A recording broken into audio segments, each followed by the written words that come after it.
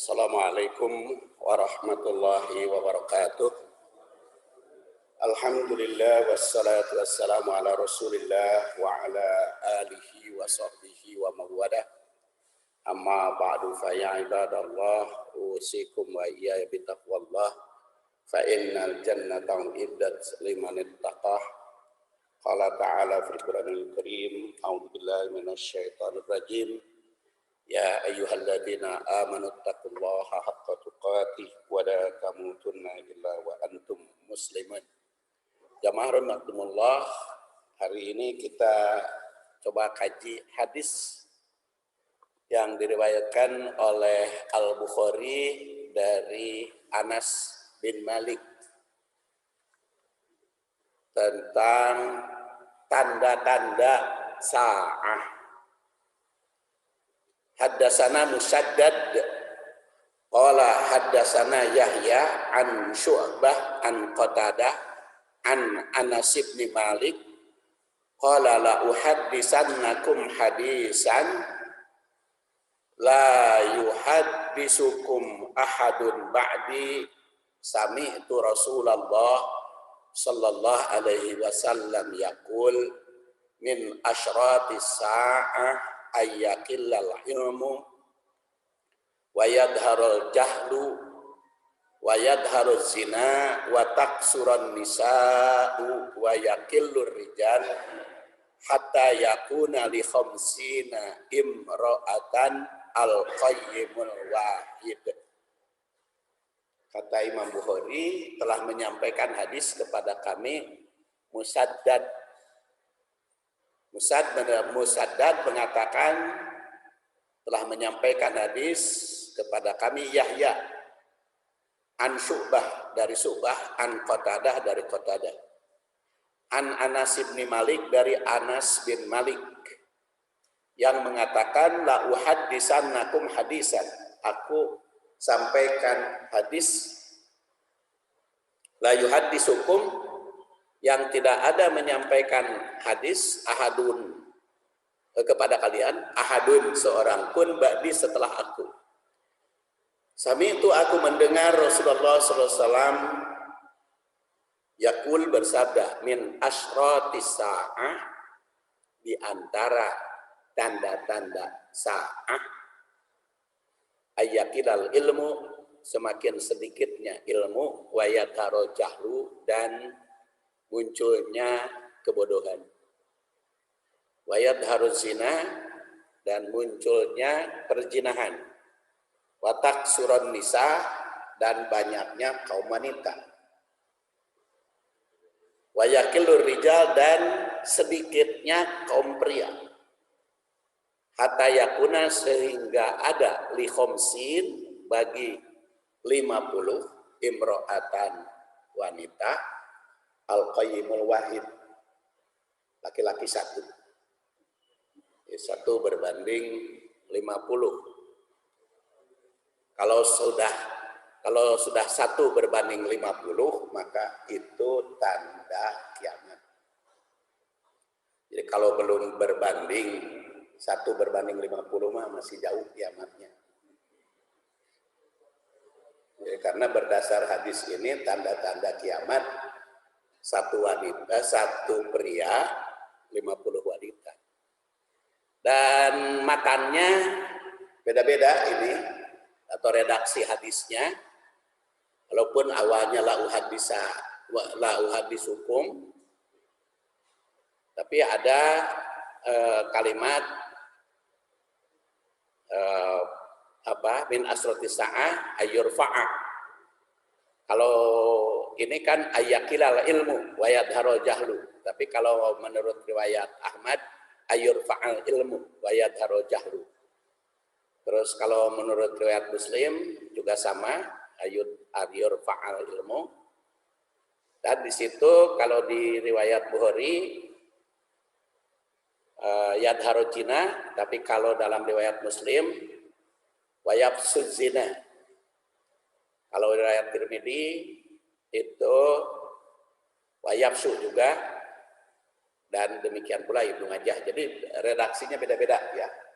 antara satu riwayat dengan riwayat yang lain. Tapi kalau oleh ulama hadis, seperti ulama hadis yang jami, yang mengumpulkan, itu suka disebut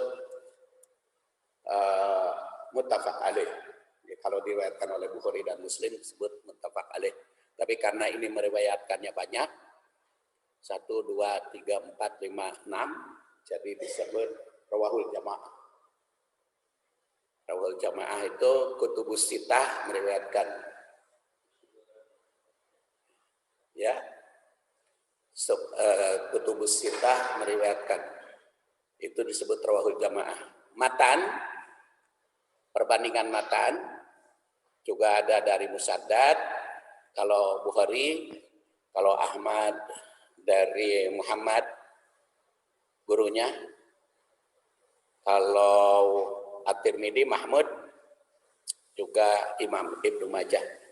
Ini sebagai kajian, contoh kajian kita ya. Karena seperti saya sebutkan pada waktu yang lalu, meneliti hadis itu 6 metode. Yaitu tausik, takhrij, tashih, tahlilus syarah, ta'wil, dan tatbiq. Jadi 6 metode. Jadi kalau di Fakultas Tarbiyah di PAI, bimbingan skripsi, itu 6 metode harus ditempuh. Tugating perguruan tinggi lainnya. Ini yang saya kembangkan di Unisba itu 6. Ya, tausik, takhrij, kemudian tashih, tahlil syarah, takwil, dan tatbiq. Karena saya cari di referensi metode penelitian perguruan tinggi yang lainnya belum saya temukan. Ya kita cetuskan aja sendiri di Fakultas Tarbiyah Unisba. Kemudian di dalam tausik ini tentu tarikh sanad diterangkan. Tapi yang saya uraikan di sini hanya tarikh sanad Imam Bukhari, karena yang dibahas oleh kita adalah Imam Bukhari. Tidak perlu saya sebut, tidak perlu saya baca satu persatu, tinggal Bapak Ibu baca masing-masing. Kemudian yang saya ingin soroti adalah rawi sahabinya, yaitu Anas bin Malik. Anas bin Malik itu meriwayatkan hadis sebanyak 2.286. Ayahnya Malik ya. Anas bin Malik tidak berperang Badar karena usianya masih sangat muda. Jadi ketika Rasulullah SAW berhijrah itu berusia 10 tahun. Jadi perang Badar baru 12, belum diizinkan oleh Rasul. Kemudian baru setelah Rasulullah SAW mengetahui bahwa Anas bin Malik berusia di atas 15 tahun dibolehkan. Ibunya memohon kepada Rasul dengan menyerahkan putranya bernama Anas agar diangkat menjadi asisten pribadi Rasul.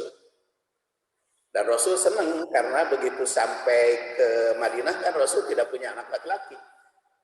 Ini ada ibu Anas menyerahkan anaknya, ya tentu saja Rasulullah SAW senang. Karena kata ibunya itu, aku menyerahkan putraku kepada engkau dan tolong doakan. Maka Rasulullah SAW berdoa, Allahumma aksir malahu wa waladahu wa barik lahu fima a'taituhu. Jadi itu, dan ternyata doa Rasulullah SAW itu dikabulkan. Sehingga ketika beliau wafat, punya putra 82, 80 putri, 80 putra, 2 putri. Jadi 82. Cucunya 115. Dan jadi orang kaya, kabulkan. Kemudian tashih hadis ini, penilaian hadis tentang kualitas Hadis ini Tirmidzi meriwayatkannya sebagai hadis hasan sahih. Kalau At-Tirmidzi itu bukan hanya sahih hasan dhaif, tapi juga At-Tirmidzi sampai menyebut hasan sahih. Kalau zaman Bukhari Muslim hanya 2 hadis tuh, sahih dan dhaif. Yang sahih dimasukkan, yang dhaif dibuang. Kalau zaman Abu Dawud ada hadis hasan. Tapi kalau zaman At-Tirmidzi ada hasan sahih, ada hasan gharib, dan lain sebagainya. Kuantitas rawi hadis ini bukan termasuk mutawatir. Kenapa? Karena sahabatnya cuma 1, Anas bin Malik. Kalau mutawatir mah sahabatnya banyak, tabi'innya banyak, atba tabi'innya banyak, tabi'ul atba'nya juga banyak. Itu mutawatir. Kalau ini sahabatnya hanya 1, walaupun rawi-rawinya banyak. Kemudian populer hadis ini diungkap dalam berbagai sanad seperti tadi diungkapkan dalam bagan dan disarahkan oleh berbagai penyarah hadis. Sekarang tahlil sarah. Di sini ada kalimat la uhaddisannakum hadisan. Perkataan la uhaddisannakum itu berfungsi sebagai jawab sumpah yang tidak disebutkan aslinya. Wallah la uhaddisannakum, demi Allah aku akan kabarkan, aku akan menyampaikan hadis. Jadi hadis itu disebut oleh hadis, kadang-kadang disebut hadis oleh hadis, kadang-kadang disebut sunnah oleh hadis, kadang-kadang disebut khobar. Makanya ada penceramah menerangkan di dalam YouTube itu apa bedanya hadis dengan sunnah atau dengan enak. Tapi kalau kita ya hadis itu bisa disebut sunnah, bisa disebut khobar. Kalau kan ada roti enak, pakai teh. Rasul menyebutnya hadis, kadang-kadang menyebutnya sunnah. Teh jeruk. Jadi kalau di dalam hadis mah bisa saja disebut sunnah, hadis, dan di sini disebut hadisan oleh Anas. Yang tidak akan menyampaikan hadis sepeninggalku, kata beliau. La yuhaddisukum ahadun ba'di. Ini diriwayatkan oleh Muslim kalimatnya. Sedangkan dalam riwayat Ibnu Majah, la yuhaddisukum bihi ahadun ba'di. Ada juga yang menyebut la yuhaddisukum bihi ghairi. Ya, jadi itu redaksinya beda-beda. Kemudian menurut riwayat Abu Awanah, Anas itu la yuhaddisukum ahadun. Tidak ada seorang pun yang menyampaikan hadis setelahku. Jadi kalimat tidak ada yang menyampaikan hadis seorang pun setelahku itu memberi isyarat. Pertama, Anas bin Malik itu sebagai sahabat terakhir yang wafat. Sehingga setelah Anas bin Malik wafat, itu tidak ada yang menyampaikan hadis dari sahabat itu, karena itu beliau terakhir. Ada juga yang berpendapat itu menunjukkan di tempat beliau hidup, yaitu di Basrah. Jadi boleh jadi di tempat lain ada yang menyampaikan hadis setelah Anas.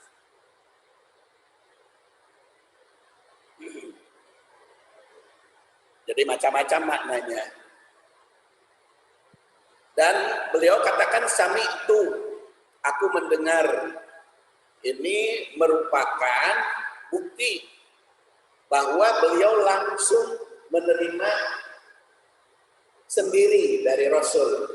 Sami'tu, aku mendengar. Jadi sahabat itu menyampaikan, ada sami'tu Rasulullah SAW, ada juga yaqul qala Rasulullah SAW, ada juga kunna, dan juga macam-macam menggunakan kalimat itu.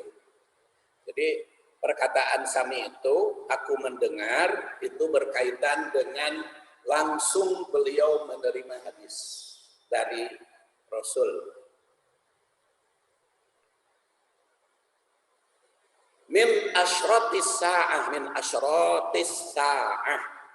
Min diantara asyrat, jama dari syart. As-sa'ah, waktu atau saat. Apa bedanya syarat dengan rukun? Sering dipertanyakan di dalam hadis kan, dalam fikih ada syarat, ada rukun. Syarat sholat, ada rukun sholat. Nah, sebetulnya hukumnya sama, harus dipenuhi. Bedanya kalau syarat belum terjadi. Jadi kalau syarat sholat itu belum terjadi sholatnya. Kalau rukun sudah terjadi, tapi semuanya harus ditaati. Seperti wudu itu bukan rukun sholat, tapi syarat sholat. Karena sebelum sholat harus berwudu dulu. Itu syarat. Dan di sini juga bisa dipahami. Jadi min asyrat di antara syarat. Jadi belum menjelang terjadi saat min di sini dipahami oleh para ahli syarah tab'id, artinya sebagian. Jadi min asyratis sa'ah, sebagian syarat, bukan semuanya. Bukan semuanya. Makanya saya katakan tadi, karena itu jadi syarat, jadi kalau belum terjadi apa yang disebutkan di sini, maka masih lama kiamat itu. Kalau sudah terjadi, maka dekat. Ya. Kemudian pengertian sa'ah dalam Al-Quran ada 35 kali dicantumkan sa'ah. Itu hampir semua oleh Departemen Agama diartikan kiamat. Sa'ah itu. Ya oleh Departemen Agama saya katakan, karena saya lihat di terjemah depan 30 ayat yang menyebut sa'ah itu diartikan hari kiamat. Yas'alunaka 'anis sa'ah, itu mereka bertanya tentang hari kiamat. Kemudian juga di sini auta'tiyahumus sa'ah baghtatan. Ini hari kiamat.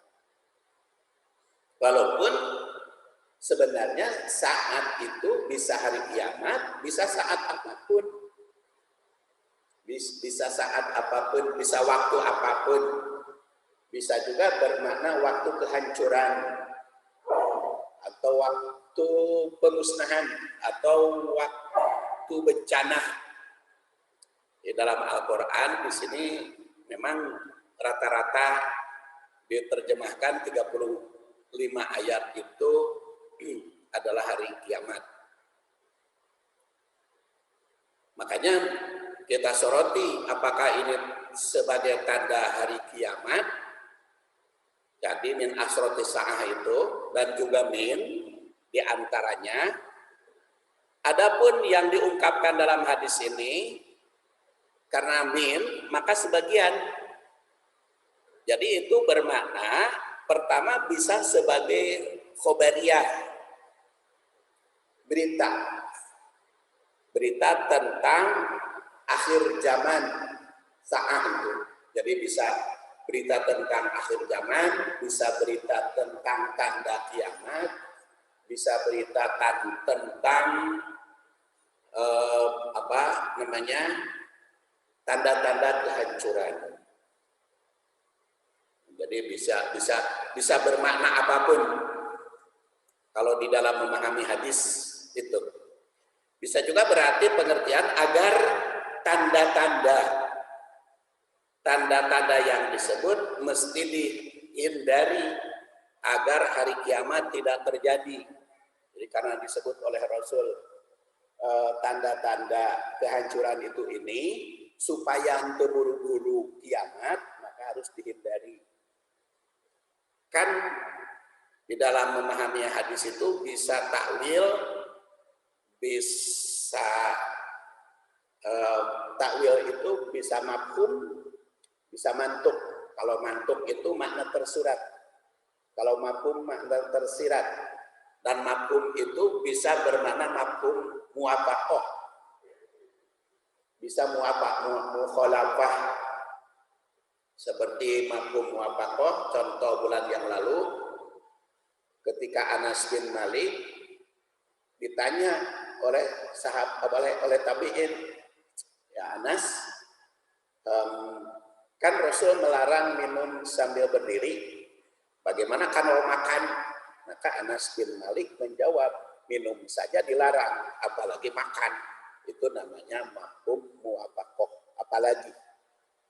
Tapi kalau mafhum mukhalafahnya, Rasul melarang minum sambil berdiri. Berarti mafhum mukhalafahnya, Rasul memerintah minum sambil duduk. Itu mafhum namanya.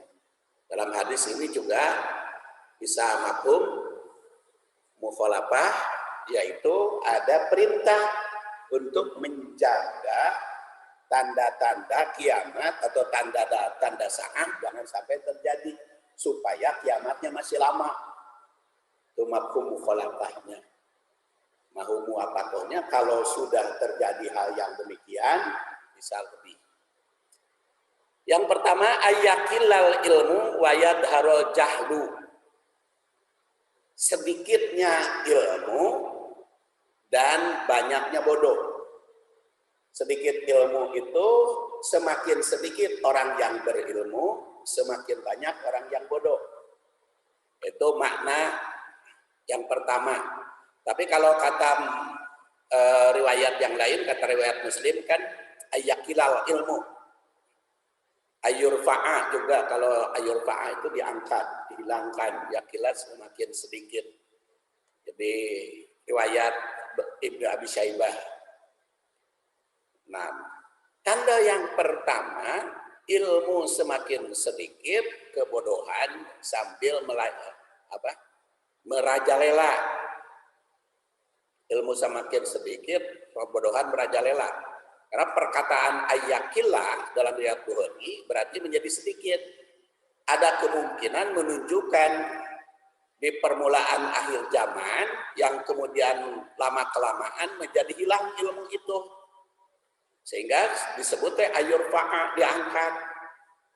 Namun sebenarnya perkataan ayyakilal ilmu juga bisa mempunyai makna hilang lama-kelamaan. Tanda yang pertama, kehadiran akhir zaman, kehadiran saat ini atau kehancuran. Pokoknya kita bebas saja mau maknanya kehancuran, mau kiamat atau akhir zaman. Akhir zaman. Ayyakilal ilmu ayyadharul jahlu. Nah, rufa'a yarfa'u. Itu bisa terjadi karena banyaknya meninggal ulama. Rasul bersabda, diriwayatkan dari Abdullah bin Amr bin As, dia mengatakan, Rasul bersabda, innallaha la yaqbidul ilman tiza'an yantazi'uhu. Sungguhnya Allah tidak mencabut ilmu dari ulama sekaligus. Jadi Allah mencabut ilmu lu pinter dia langsung bodoh, enggak. Jadi tidak seperti itu mencabut ilmu. Jadi bararodo we palalinter tidak demikian. Layak bidul ilma intiza'an yantazi'u minan nas. Walakin yakbidul ilma biqabdil ulama. Hilangnya ilmu dengan mewafatkan ulama. Hatta idza lam yatruk aliman ittakhadhan nas ru'usan juhalan. Kalau tidak tertinggal ulama itu, maka umat itu mengangkat orang-orang atau pemimpinnya orang-orang bodoh. Fasa'alu fabtahu bigori ilmin fadallu wa adallu. Maka mereka minta fatwa kepada pemimpinnya itu, maka pemimpinnya itu menjawab dengan kebodohan, maka menjadi sesat dan menyesatkan. Nah sekarang timbul pertanyaan, hari sekarang banyak ulama memang jawabannya banyak.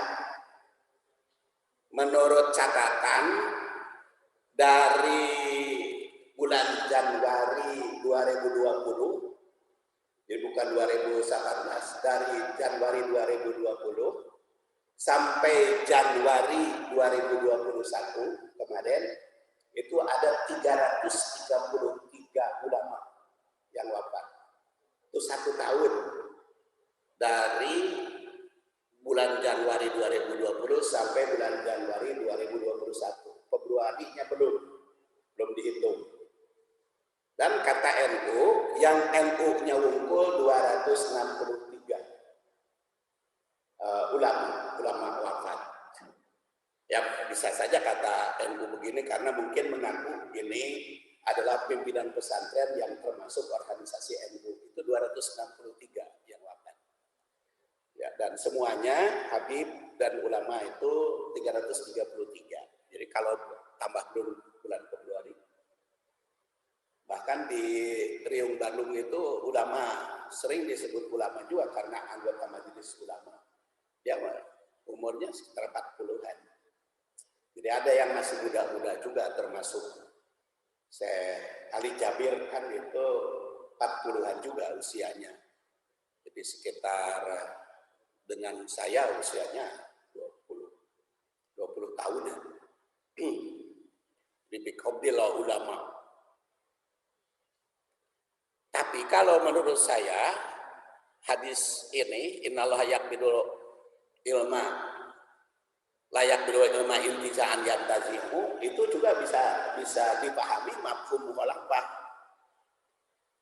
Mafhum mukhalafah itu mengandung perhatian, mengandung anjuran dan sekaligus perintah. Perintahnya adalah agar setiap lembaga atau setiap organisasi atau setiap masjid harus mewujudkan ulama.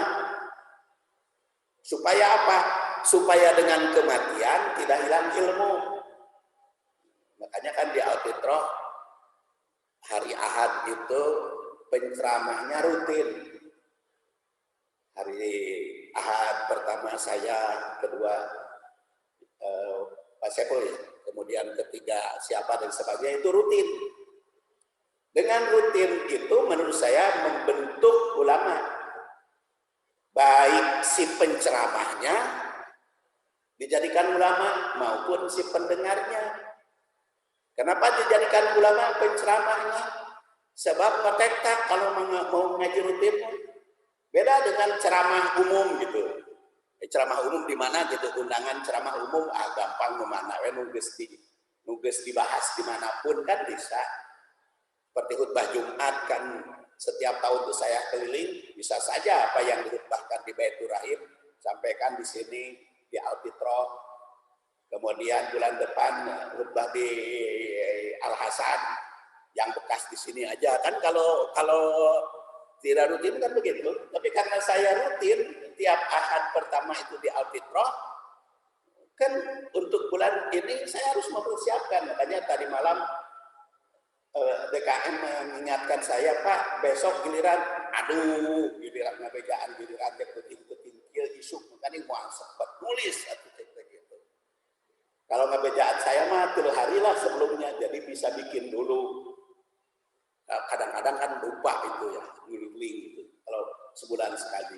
Jadi dari awal ya lumayan lamun diberitahu malamnya jadi sibuk bikin langsung ya. Tukang fotokopi malam-malam kemudian digarap gitu. Ya. Jadi bagusnya memang dari awal supaya persiapan sebenarnya. Jadi dengan cara seperti itu akan membentuk menjadikan jamaahnya jadi ulama karena akan bertambah ilmu, kemudian ustadznya juga semakin berkembang karena mencari. Kan masa saya yang dibahas kemarin dibahas lagi hari ini, kan? Jadi itu jadi tantangan. Maka dalam hadis ini ingat, Allah tidak mencabut ilmu dari ulama langsung bodoh. tapi dengan mewafatkan ulama. Artinya dengan wafat ulama jangan hilang ilmu. Makanya harus dipersiapkan ulama itu. Dan memang kenyataannya seperti itu, Pak. Dari dulu. Jadi kalau kan di WA banyak beredar katanya dengan 333 ulama wafat menunjukkan tanda akhir zaman. Maka saya tanya, apa betul tanda akhir zaman? Ulama mati bahu lagi wafat ini. Ketika Imam Hanafi lahir, sebelum dia wafat sudah muncul Imam Maliki. Kan? Kemudian Imam Maliki sebelum wafat, Imam Syafi'i sudah lahir. Jadi ketika Imam Hanafi wafat, Imam Syafi'i lahir. Imam 150 kan, Imam Hanafi itu meninggal. Imam Syafi'i lahir 150. Antara Imam Hanafi dan Syafi'i kan masih ada itu Imam Maliki. Kemudian Imam Syafi'i 204 wafat, cuma 54 tahun usianya Imam Syafi'i itu. Tapi karyanya banyak gitu ya, ada album, ada risalah, ada macam-macam kitab. 54 tahun itu sudah hebat Imam Syafi'i. Tapi kan sebelum Imam Syafi'i wafat sudah lahir Imam Ahmad. Kemudian sebelum Imam Ahmad wafat sudah lahir Imam Bukhari. Walaupun orientasinya beda. Nanti Imam Bukhari wafat tahun 256, Imam Muslim 201. 264 wafat, sebelumnya Imam Abu Daud terus menerus berkelanjutan. Jadi artinya kalau kita sekarang di Indonesia dalam 1 tahun 333 ulama wafat, harus lebih banyak ulamanya dibikin, dikader, dimunculkan, dijadikan ulama. Supaya apa? Karena apa? Penduduknya juga bertambah. Kalau penduduknya bertambah, ulamanya harus bertambah. Sebab kalau tidak ditambah ulama, bisi ittakhadhan nasu ru'usan juhalan. Nah, nanti manusia itu mengangkat pemimpinnya orang-orang bodoh. Karena pemimpinnya banyak orang yang bodoh, maka mereka tersesat. Disesatkan oleh ulama tersebut. Jadi setiap ada ulama wafat, itu harus ada pengganti. Harus ada pengganti. Jadi jangan sampai semakin lama semakin hilang ilmu itu. Ya. Jadi harus ada pengganti, kelanjutan. Mungkin juga hadis ini memberi isyarat pada waktu itu banyak orang pintar, orang yang cerdas di bidang pengetahuan, seni teknologi, tapi bodoh di bidang akidah, bisa saja. Jadi semakin sedikit ulama. Atau mungkin pula ada orang yang memiliki pengetahuan tentang Al-Quran dan Sunnah, tapi tidak memiliki keberanian ngomong tentang Quran dan Sunnah. Maklum kan hari sudah terikat oleh tugas, terikat oleh tanggung jawab, kan banyak yang berubah ya, ulama juga. Sebelum jadi menteri, ulama teh ngomongnya kieu, begitu jadi menteri kok berubah. Jadi ulama teh baheula sebelum jadi wakil presiden ngomongnya kieu tegas keras, tapi geus jadi presiden berubah. Nah itu mah manusiawi. Ya dikatakan manusiawi aja. Jadi manusiawi itu karena ada kepentingan itu bisa karena jabatan, bisa juga karena lingkungan, bisa juga karena desakan, bisa juga karena dipaksa, teureun kuletah, bisa. Makanya mumpung tidak punya jabatan, saya ngomong bebas, karena tidak ada yang menegur, tidak ada yang apa-apa, ya. Dulu ketika saya aktif di majelis ulama, ketika saya bicara agak keras, ditegur kan? Oleh ketua MUI, ditegur karena pernyataan Anda katanya itu bertentangan dengan kebijakan pemerintah. Jadi ketika anggota di majelis ulama ditegur oleh ketua MUI kalau kita bebas, terlalu bebas. Tapi karena sekarang sudah bebas dari segala macam, jadi bebas. Mau bicara apa aja. Karena tidak ada yang menegur. Jadi di Unisba juga saya tidak ada jabatan. Jadi sebagai dosen kan tidak ada yang apa-apa. Jadi itu kalau ingin bebas, jangan memiliki jabatan tertentu. Jadi kalau punya jabatan tertentu harus pandai-pandai ngatur gitu. Bicara itu. Bukan ulah bebas. Harus tetap konsisten memperkembangkan ilmu, tetapi harus pandai-pandai mengatur strategi, metode. Bisi aya anu negor. Jadi boleh jadi ilmunya banyak, pikirannya cerdas sebagai pakar, tapi bisa juga tidak mengamalkan. Sehingga itu hilang keilmuan, muncul kebodohan. Karena sebenarnya orang yang demikian itu tidak tergolong ulama walaupun berilmu. Ulama adalah orang yang berilmu dan pandai mengamalkan serta tidak merasa takut oleh siapapun. Jadi yang dikehendaki oleh Allah, ulama di sini, innama yakhshallah min ibadihil ulama. Yang paling takut kepada Allah itu adalah ulama. Karena innallaha azizun hakim. Allah Maha Perkasa, azizun ghafur. Allah Subhanahu wa taala Maha Perkasa dan Maha Pengampun. Kemudian berdasar hadis ayat tadi, yaitu surat Fatir 28, yang takut kepada Allah itulah ulama. Oleh karena itu, ulama hanya takut oleh Allah, tidak takut oleh yang lain. Maka seperti tadi saya katakan ngomongnya bebas saja sesuai dengan apa yang dipahami dalam Al-Quran dan Sunnah. Oleh karena jika ada orang yang takut oleh selain Allah, maka tidak termasuk golongan ulama, walaupun berilmu.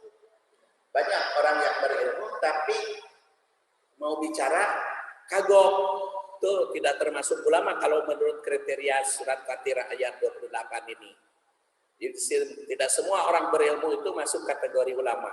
Tapi setiap ulama itu pasti berilmu.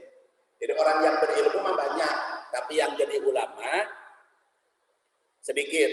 Karena ulama mah sifatnya tidak pernah takut oleh siapapun selain oleh Allah. Kalau sudah demikian, maka kebenaran semakin tersembunyi. Kalau tadi banyak ulama yang takut oleh segala macam, maka kebenaran itu semakin tersembunyi. Seperti disinyalir dalam hadis, kudot, penegak hukum, kudot, itu salah satu terbagi 3 golongan. Isnani finnar, 2 golongan di neraka, hanya 1 yang masuk surga, yaitu rajulun arafal haq faqada bihi fahuwa fil jannah.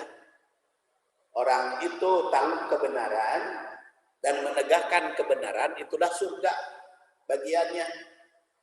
Tapi ada juga rajulun arafal haq falam yaqdi bihi wa jara fil hukmi.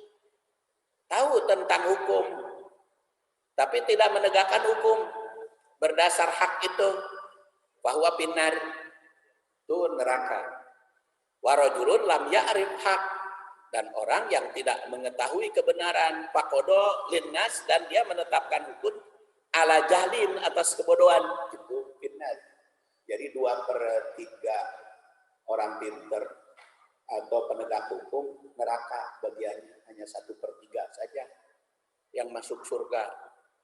Nah, kalau sudah begitu kan semakin sesat. Makanya jangan sampai terjadi kesesatan. Di hadis ini menjelaskan bahwa 3 hakim hanya 1, atau 3 penegak hukum hanya 1. Ya kalau penegak hukum itu banyak ya, bisa hakim, bisa pengacara, bisa jaksa, bisa pembela, bisa polisi, itu penegak hukum dan semuanya. Jadi kalau Montesquieu, negara itu terdiri dari 3 kan, eksekutif, yudikatif, legislatif. Eksekutif pemerintah dari mulai presiden sampai lurah. Di Katib yaitu penegak hukum, polisi, hakim, pengadilan, jaksa dan sebagainya. Dari legislatif orang-orang DPR kan. Jadi kalau dari sudut itu ya yang masuk neraka 2/3 itu yang kudot berkaitan dengan hukum yadharul jahlu. Karena kudot itu juga terkadang mengandung arti aparat pemerintah. Seperti Mu'ad itu disebut kudot. Khalil bin Ahmad dikutip oleh Al-Ghazali, rijal itu arba'atun. Manusia itu terbagi 4. Ada rajulun yadri wa yadri annahu yadri padalika alimun. Itu ada orang yang tahu dan orang itu tahu tapi dirinya tahu bahwa dirinya tahu. Itu adalah alim. Ada juga rajulun yadri wala yardi annahu yadri bahwa naimun. Orang itu tahu tapi tidak sadar bahwa dirinya tahu. Itu orang tidur. Ada rajulun yadri wa yadri annahu la yadri. Ada orang itu tidak tahu bahwa dirinya tidak tahu. Tidak tahu bahwa dirinya tidak tahu. Nah, itu rajulun la yadri wa yadri annahu la yadri. Ada lagi laki-laki orang itu tahu dan dirinya tahu bahwa dirinya tidak tahu. Nah, itu harus diberi petunjuk. Orang yang bodoh alewoh itu kan bodoh tapi sadar bahwa dia itu bodoh, banyak bertanya, maka di situ Pak Arsyiduh berikan petunjuk. Warajulun la yadri wala yadri annahu la yadri jahilun farfadu. Ada orang itu tidak tahu dan dirinya tidak tahu bahwa dirinya tidak tahu, itu orang bodoh. Karena itu mah guminter. Orang bodoh tapi guminter. Jauhi aja karena itu bisa menyesatkan. Memperhatikan keterangan ini, hanya satu golongan terbaik itu orang yang berilmu dan sadar akan pengetahuannya hingga beramal dengan ilmunya, bukan hanya menyuruh orang lain berbuat baik tapi juga mengamalkannya.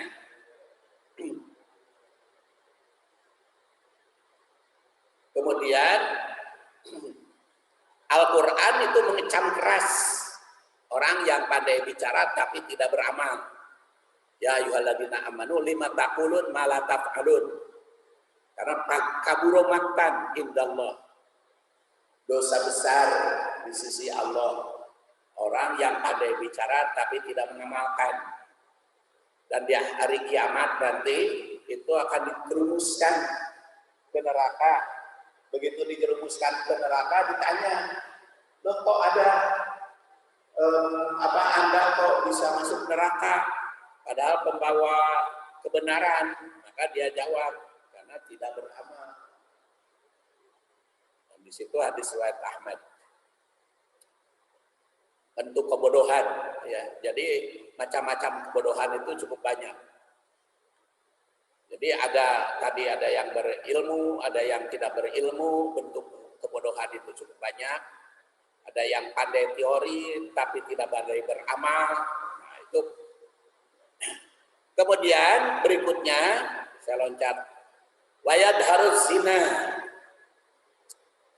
Munculnya perzinahan. Perzinahan merajalela kemana-mana. Merajalela perzinahan disebabkan berbagai faktor. Yang paling dominan tentu saja karena kurangnya kesadaran masyarakat atas bahaya perzinahan. Jadi kalau bahaya perzinahan itu banyak yang tidak sadar kalangan masyarakat. Karena kekurangan iman tentu saja kalau berdasar hadis ini. La yazni abdu hina yazni wa huwa mu'min. Sebab kalau dia kuat iman tidak akan berzina. Kalau dia kuat iman tidak akan mencuri. Kalau dia iman tidak akan mabuk, tidak akan kena narkoba.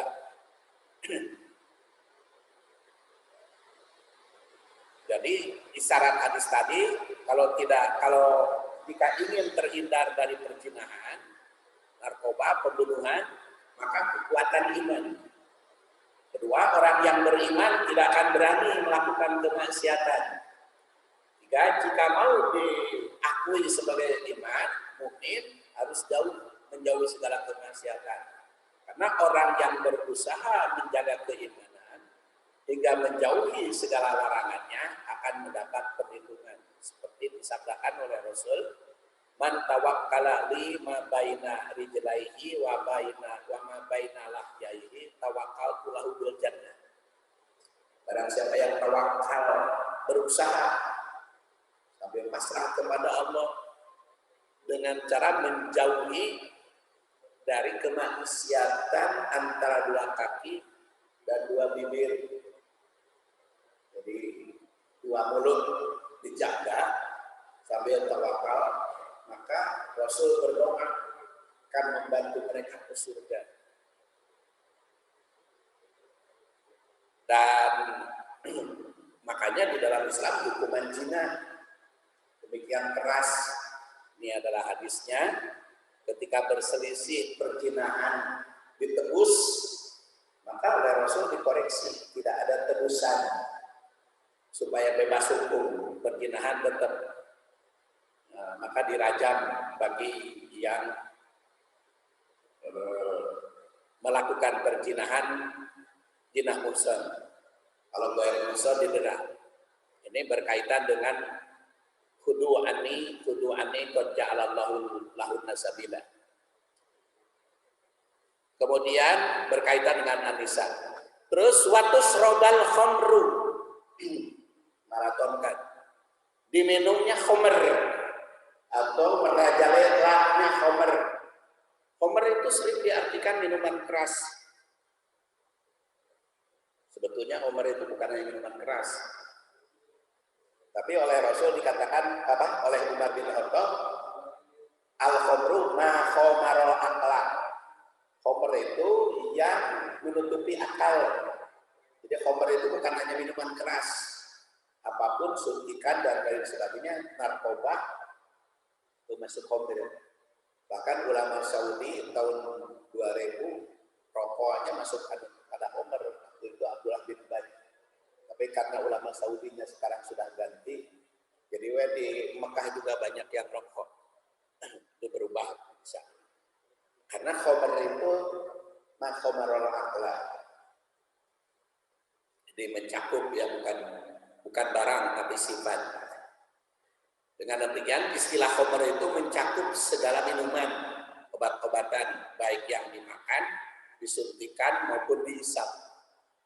Sekarang itu di anak-anak merajalela hisap lem jadi khamr. Jadi cukup luas pengertian khamr. Kemudian hukuman bagi yang khamr zaman Abu Bakar, zaman Umar, zaman Rasul, zaman Abu Bakar 40. Tapi kalau zaman Umar 80. Tapi kalau berulang-ulang, mungkin sekarang pengedar, itu bisa hukuman mati. Kemudian tanda berikutnya, dimaratonkan, watak suran nisa, wayakil luar rijal, hatta yakuna li khamsina imro'ah, al-qayyimul wahid. Dan banyaknya wanita, sedikitnya pria.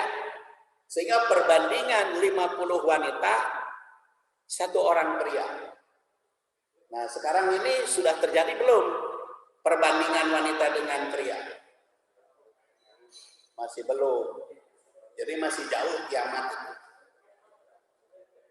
Namun ditinjau dari sudut ini mah. Jadi masih jauh. Sekarang perbandingan pria dengan wanita berapa?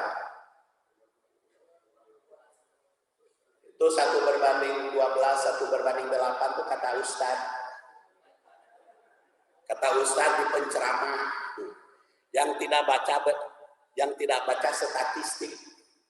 Kalau kita ingin tahu perbandingan pria dengan wanita, ya baca buku statistik sensus setiap tahun.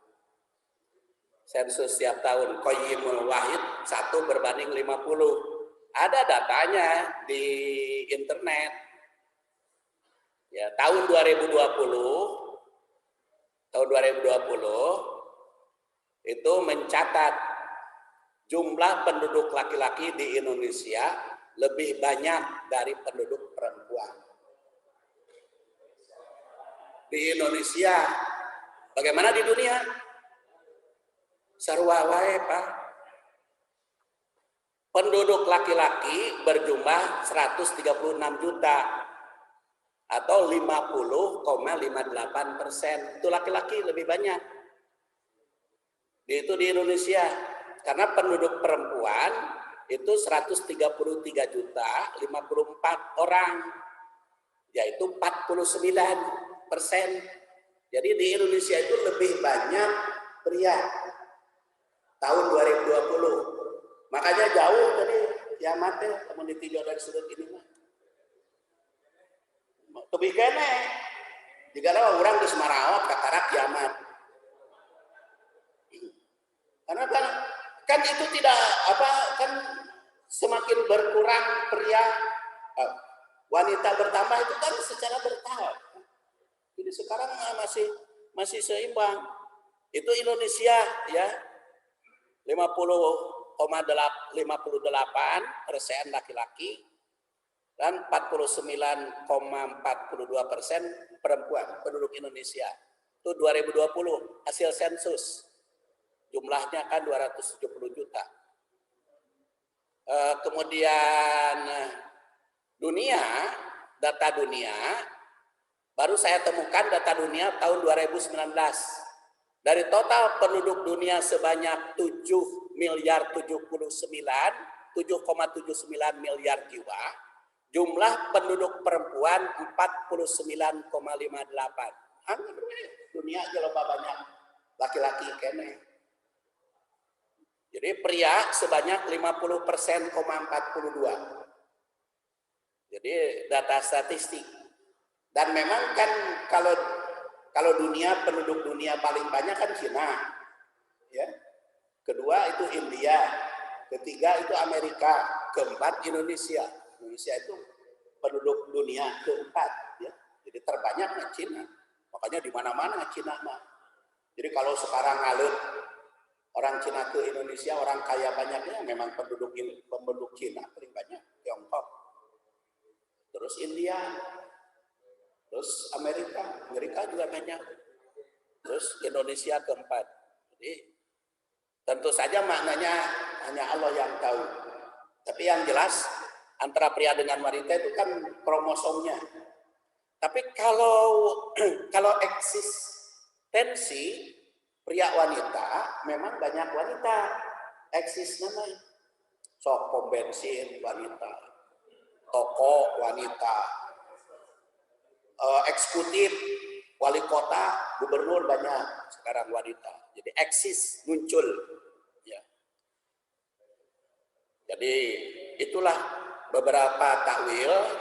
Jadi tanda-tanda atas kehancuran, tuh tenggelamnya ilmu, merajalela perzinahan, semarak khamar harus kita jauhi. Terus juga jumlah wanita dengan pria supaya semakin jauh kiamatnya seimbangkan.